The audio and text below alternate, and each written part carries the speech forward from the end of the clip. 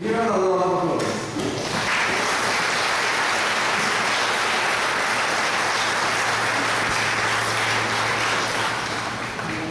It would be remiss of me if I didn't pause to welcome the entrance of our diocesan bishop. He has just arrived. I saw him somewhere in the back. I think he's probably making his way right to come here to the front. I also want to recognize when he comes and see Bishop Raul Dublin at the back. He always comes to our lectures.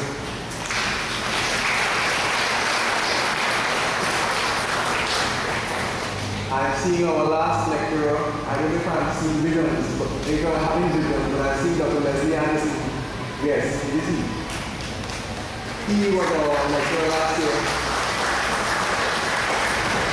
Superintendent of the Methodist Communion.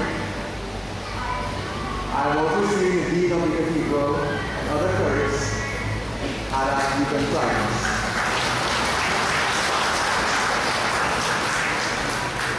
We welcome you, Bishop Paul. At this time, we want to have a brief moment of questions, if any, so we could interrogate our speaker. And if so, please come swiftly to the front. I think there's a microphone somewhere, and we are going to limit you to about a minute or less per question. Good evening, Dr. Lashley.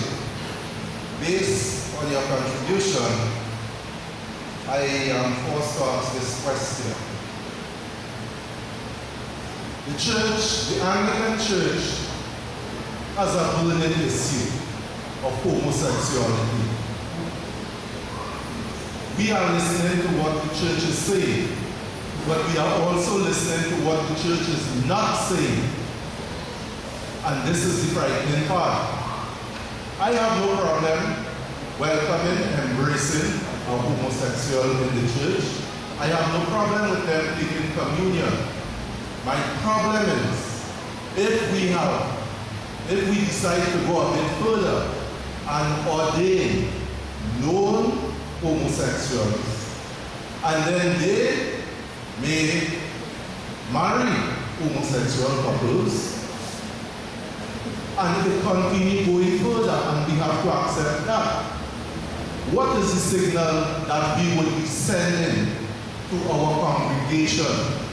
Should a priest marry a homosexual couple Saturday evening and come on that pulpit Sunday morning, point his finger at me and telling me about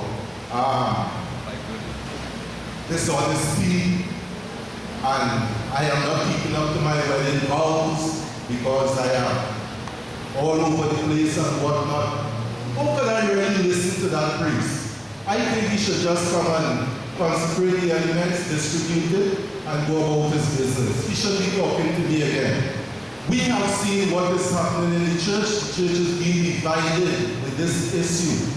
The Anglican Church in the diocese of the province of the West Indies need to come forward and tell us something. We are getting too much different signal. Thank you. I would like to hear your response. Dr. Goodridge.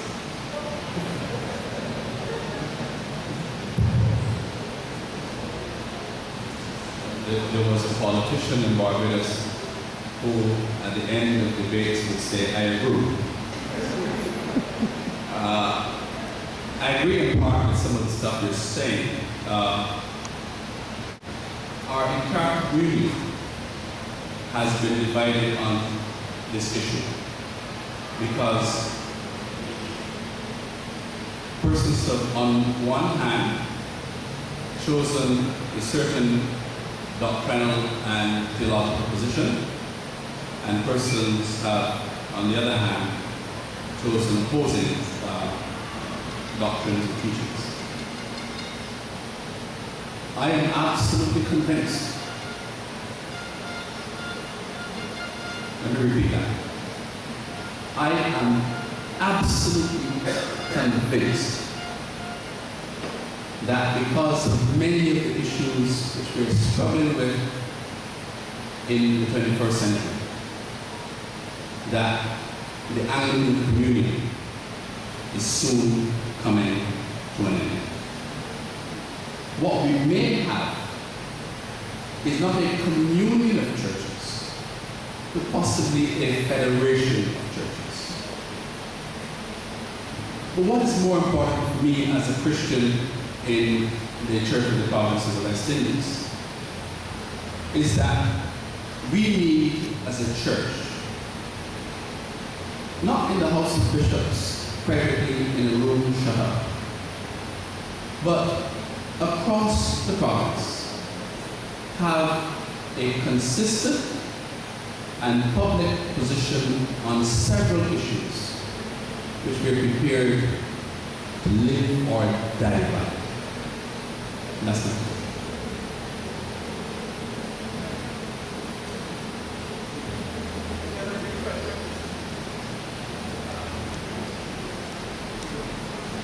Yes, Brother.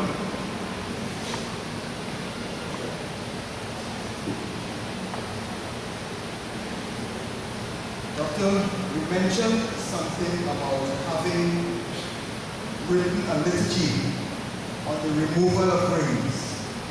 And we find in our community, people are taking marriage very lightly if they're taking it at all. And you did say that there is a liturgy for the placing of rings on fingers. Would you be willing to share that liturgy with the church in the province of the West Indies here in Trinidad and Tobago?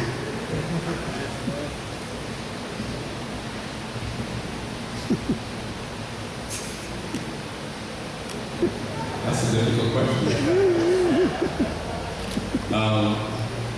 Difficult for several reasons. Our practice is that liturgies have to be authorized.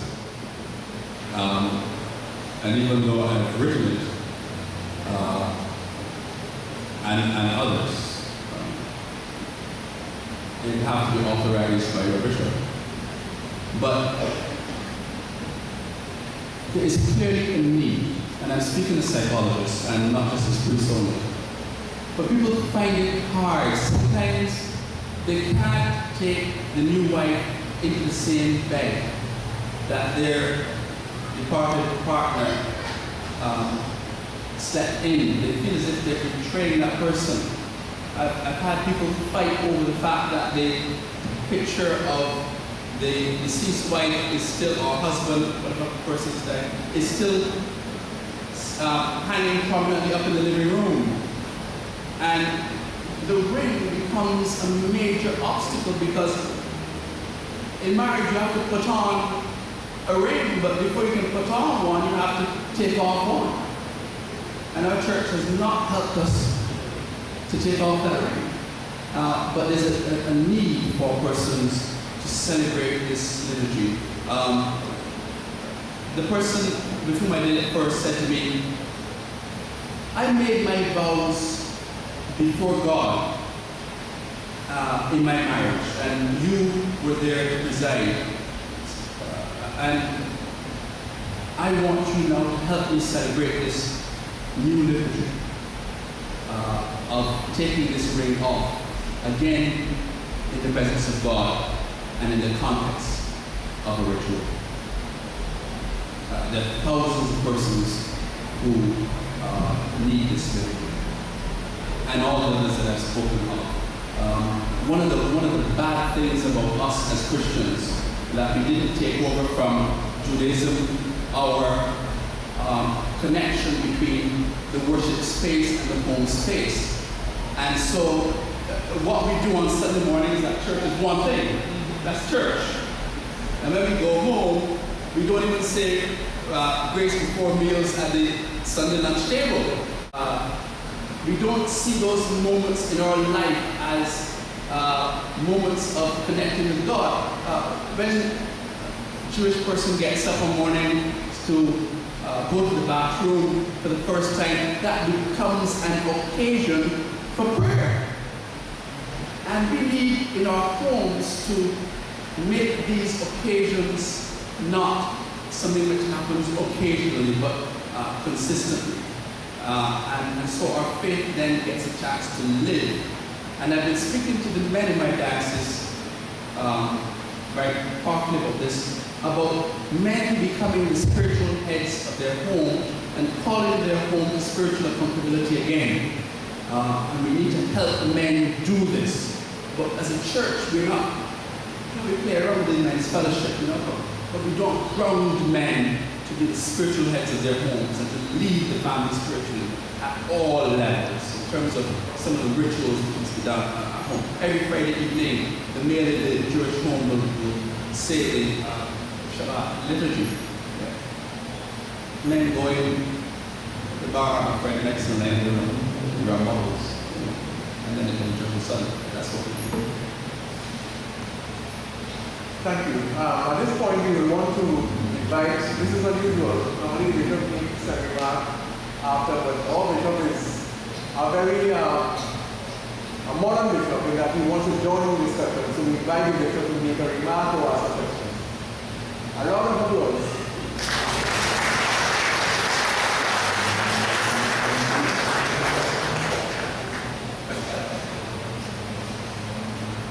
Thank you very much, Father Mundal. Good evening to all assembled. And I'm really here to respond to Mr. Prince's statement.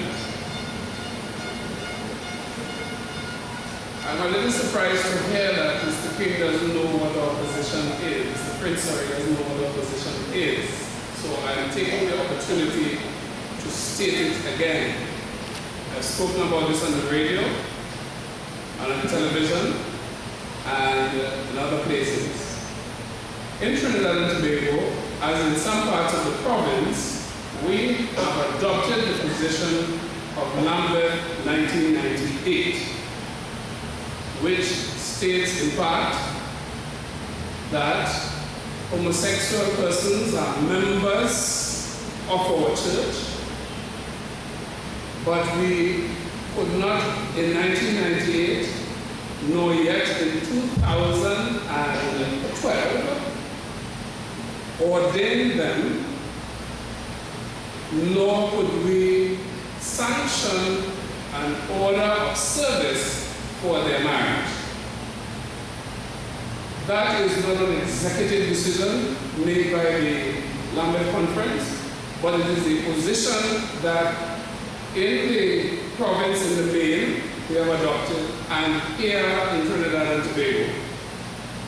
Now, why you haven't heard it is because of the different view from other churches.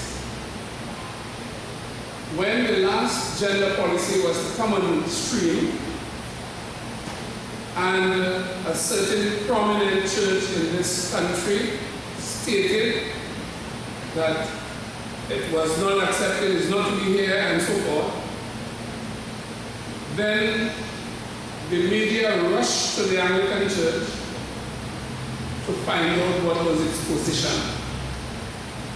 But if I said 1998, it is because since 1999 or later 98 and thereafter, we have been saying this same thing. But it is not sensational enough. It does not cause any ripples, and consequently, it is not heard. So I'm thankful for the opportunity to come forward to say again, in 1998, the bishops of the Anglican Communion sat and discussed and debated and so forth, and they passed a resolution which we generally refer to as Lambeth 110.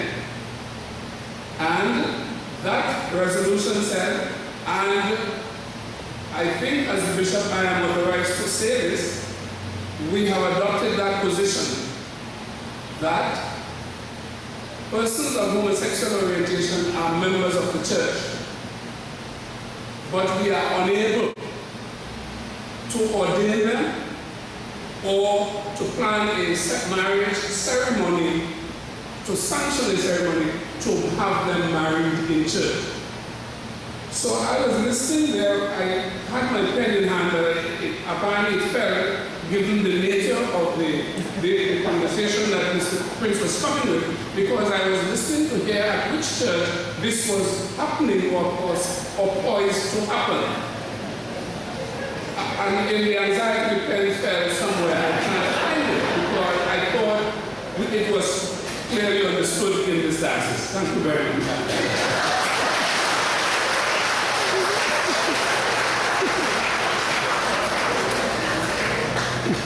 I guess he spoke ex cathedra.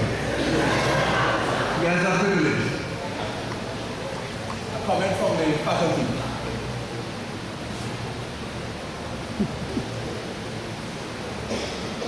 In the light of what Mr. Goodridge just revealed, coming from a church with its similar controversy, I'd like to address this question both to Dr. Lashley and Bishop Codrington House. There's a two-edged sword. Dr. Lashley, you mentioned that our intrinsic Christian identity is found in baptism. And when the child is baptized, we pronounce that this is what the child is. You are a soldier of Christ and marked with the sign of Christ. Relating that to the issue of identity, the child being born either with what we conceive as original sin, with innate desires and urges. But baptism does not change those desires and urges. They have to be conditioned in a particular way. Baptism does not remove homosexuality or any of the other urges that we have. And that perhaps is one of the consequences of infant baptism. But what about those who accept only adult baptism and say that you have to put away the old lifestyle before accepting a Christian identity? And Bishop Goodridge, does it mean then that if psychologists and medical personnel are going to tell us that homosexuality is an intrinsic part of human nature, then does it mean that people have to deny their identity in order to be ordained so that people won't know? Thank you. But before he answers or they answer, I'd like to remind us this is a theological, and we don't want to interrupt the bishop to speak and put him in a position. So let us hear from Dr. Lashley from a theological position, and then give the bishop a chance to make a pronouncement or answer. But this is a theological discussion and not a strict policy discussion. However, we are in an Anglican church and we are in a theological setting. I guess good. I'm glad that the bishop will again speak last on this matter.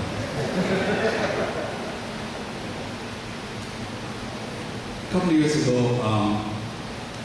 the Dawson Bishop in Barbados gathered some of his priests functioning in specific areas of academia and asked them to address this area of homosexuality. And I spoke to it from the perspective of psychology.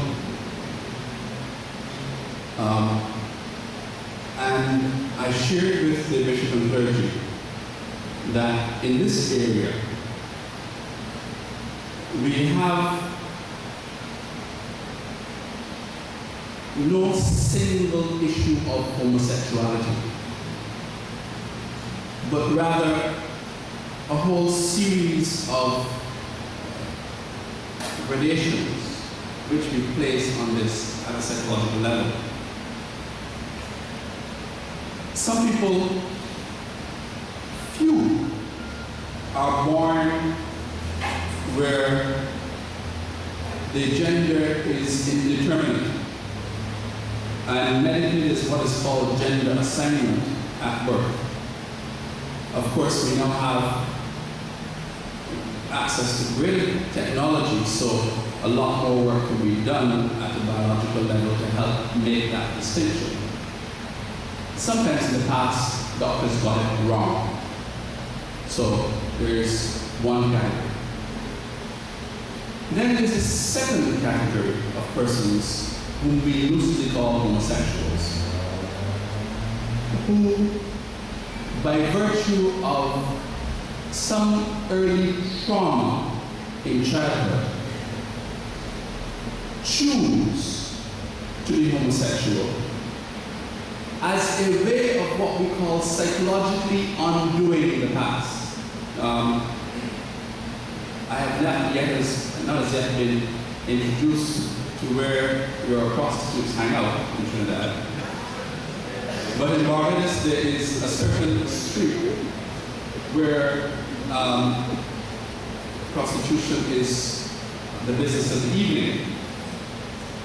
And we sometimes turn our noses up at these people because we think that we are morally pure or better. But sometimes people are there because of the trauma in early childhood. And now as adults, they are choosing, for the very first time in their life, they are choosing their sexual partners. It gives them psychologically a degree of power which they didn't have in early life where the trauma occurred. We call this psychology of undoing.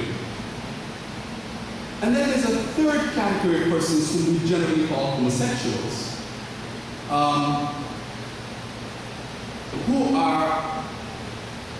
who as adults, without early trauma, choose, consciously and deliberately, choose a homosexual lifestyle.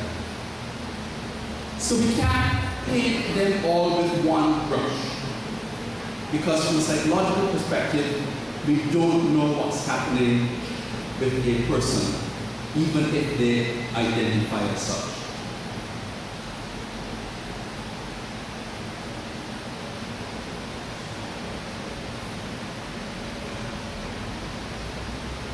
I think I see more homosexuals in my practice than any other psychologist at the moment in Barbados. And I relate to them first as persons, not as homosexuals. Not that I deny that aspect of their identity, but I do not relate to someone as rich first, or black first, or white first. I refer them first as a person. That's how I orient my interaction, first and foremost. And once, that's what baptism causes. yeah, exactly. And once I begin to relate to them as a person, then no matter whatever the issue is in their life that they're dealing with, whether having 20 women or sleeping with a male partner or female partner or whatever, then that must be subsumed by my understanding, as I must first relate to them and their dignity as a human person.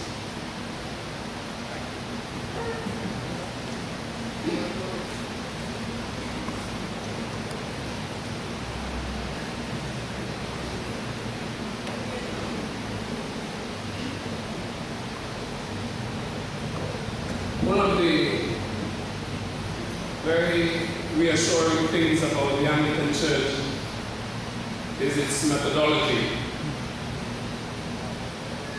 Over many years, the Church has engaged a process, and at this time, the Church is engaged in listening in what is called the Endeavor talks across the communion, because the Church is seeking to understand this is a challenge on us.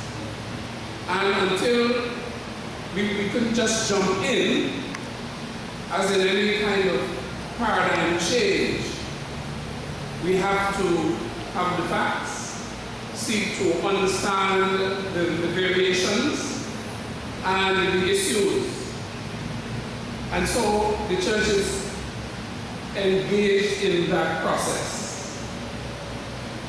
More than that, if one is overcome by one's homosexuality, the religious life requires sacrifice, and one might be overcome by homosexual tendencies and practices, but one can also be overcome by heterosexual tendencies and practices, and there is a challenge as well. And so the Church calls for a particular type of conduct,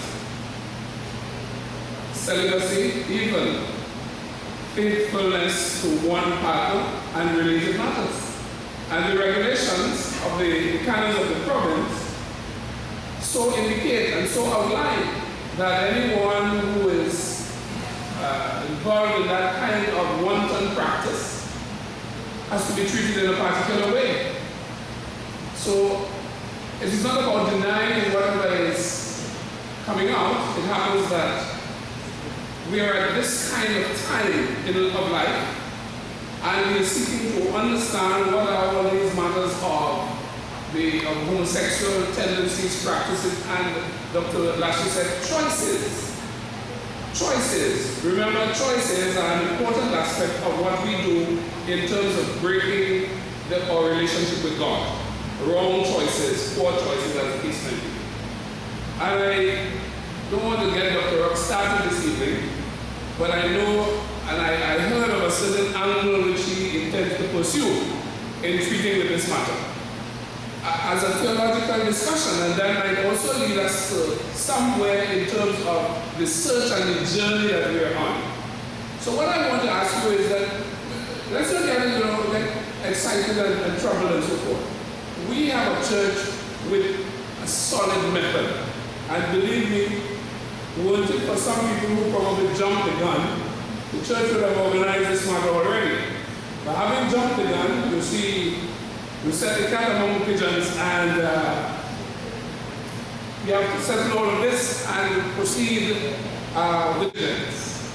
Because there are some people totally against any kind of talk about this, and there are others who understand that the human condition is a varied condition, and that we do not know all that we need to know. And so we are proceeding with caution. And discipline is part of our business, and sacrifice is part of our business. And service to humanity is also part of our business. And how do we hold in tension all of these variables? And that is what the struggle is about. Thank you, Bishop.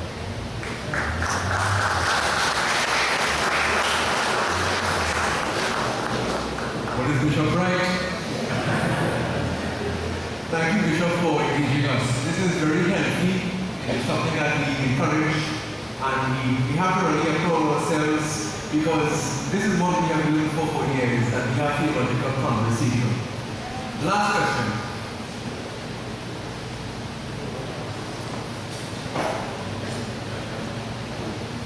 Brief this one. Good evening, everyone. The question that I would like to ask is different to what went before, but there is a connection both with what the subliminal psychological aspect of the lecture this evening, and it's connected also with the present situation with the church and its position on speaking out on matters. Recently, the Dean of Trinity Cathedral spoke out against certain things in the society with respect to issues.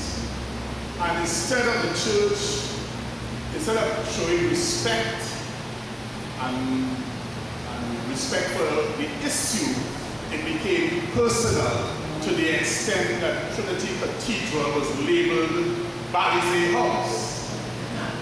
I grew up, in the manner in which it was the thing about it is that, isn't that the church now going to be silenced on speaking out on matters that concern the general population? Is this an attempt to silence the church? This is my question. Yeah, I can answer that. The church will never be silenced. Thank you.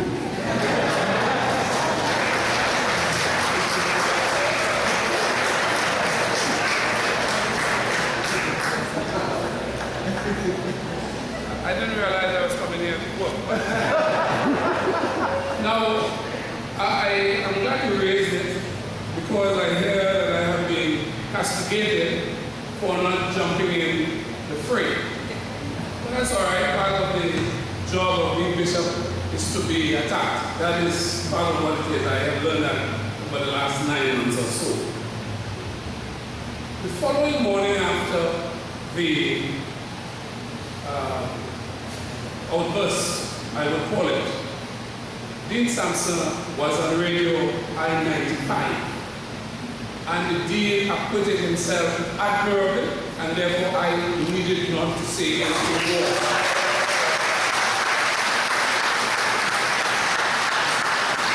I heard the Dean's response myself, and Sarah, except for 1 or 2 phrases which I thought could have been said differently, the Dean acquitted himself. Now, why prolong the matter? And certainly, 2 other things happened.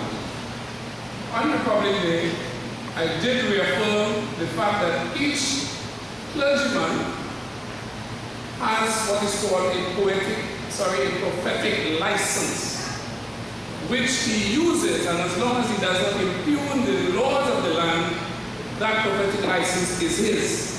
And of course, if he goes overboard, the bishop will call him to say, okay, listen, you got to, within the bounds of what is that. But the Dean broke no such bounds, because you can ask him, I spoke with him, he sent me a copy of what he said, and there is no Balizier connection anywhere in that speech. It's somebody's imagination, somebody's misgivings and anxiety. And on the following morning, the Dean had an opportunity on national radio to express what he thought about what the accusation was and to put some other things in place. And I thought that that was enough, and therefore I did not say anything further. But to reiterate Father Mungal, the church will not be silent. We have a moral duty to say what must be said, and that will continue to happen. Thank you.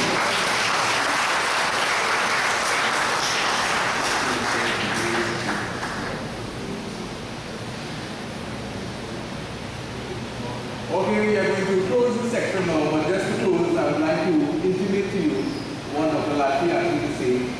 Historically, the church has always had this dynamic. Deans have always had a function, bishops have always had functions in doing various things pertaining to the societal issues at hand. So thank you, and thank you.